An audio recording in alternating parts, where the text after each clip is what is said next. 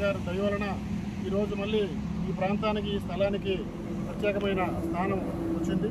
కాబట్టి ఈ నగర వనం వల్ల ప్రస్తుతం మనం చూస్తున్నాం, గత ప్రభుత్వంలో కానీ అంతకుముందు ప్రభుత్వాల్లో కానీ ఎక్కడైనా చెట్లు నరికేయడం అని చేసి చాలా ఇబ్బందులకి గురవుతూ పర్యావరణాన్ని సర్వనాశనం చేశారు, విధ్వంసాన్ని సృష్టించారు. ఈరోజు ఈ నగర వనం పెట్టడం వలన మళ్ళీ మేలైన వృక్షజాతులు మొక్కల్ని నాటి పర్యావరణాన్ని కాపాడి పరిరక్షించే విధంగా ఉంటుంది. అదేవిధంగా నగరంలో ఉన్న ప్రజలు కానీ లేదా పిల్లలు కానీ ఎక్కడైనా ఆహ్లాదకరంగా ఆట స్థలం లేక అలాగా ఒక ఆట బొమ్మల్లాగా మిగిలిపోతున్న ఇళ్లల్లో కానీ లేదా ప్రస్తుతం కార్పొరేట్ విద్యల్లో అలాంటి వారికి వనం ఎలాగుంటుంది, అడవి ఎలాగుంటుంది అని తెలియజేయడానికి ఈ నగర వనం నిర్మించడం జరుగుతుంది. ఈ నగర వనంలో చిల్డ్రన్స్ కోసం సైకిల్ ట్రెక్కింగ్ పార్క్ ఉంటుంది, ఒక ట్రాకు. అలాగే మేలైన మెడిసినల్ వాల్యూ ఉన్న వృక్షజాతులు కూడా ఉంటాయి.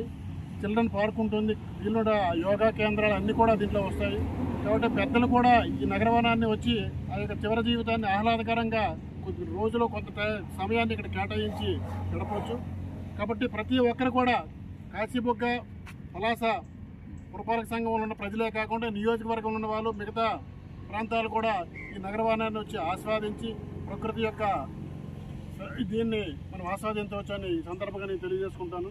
కాబట్టి ఈ నగరవాన్ని మంజూరు చేసిన పవన్ కళ్యాణ్ గారికి మరొకసారి పలాస ప్రజల తరఫున, జనసేన పార్టీ తరఫున ప్రత్యేకమైన ధన్యవాదాలు తెలియజేసుకుంటూ, ఇది మరి కొద్ది రోజుల్లో ఇక్కడ పనులు ప్రారంభించడం జరుగుతుంది. దీనికి కేటాయించింది 1,40,00,000. కాబట్టి చాలా మంచి నగరవనం ఇక్కడ మనకు వస్తుంది. దీంట్లో చాలా జింకలు, మిగతా జంతువులు కూడా ఉన్నాయి. కాబట్టి అవి కూడా మనం ప్రత్యక్షంగా చూడవచ్చు. ఎక్కడో విశాఖపట్నంలో ఇంకొక జూ పార్కులకి హైదరాబాద్లో చూసే కంటే మన మున్సిపాలిటీకి ఆనుకునే ఉన్న ఈ యొక్క నగరవనాన్ని మనం సందర్శించి మన యొక్క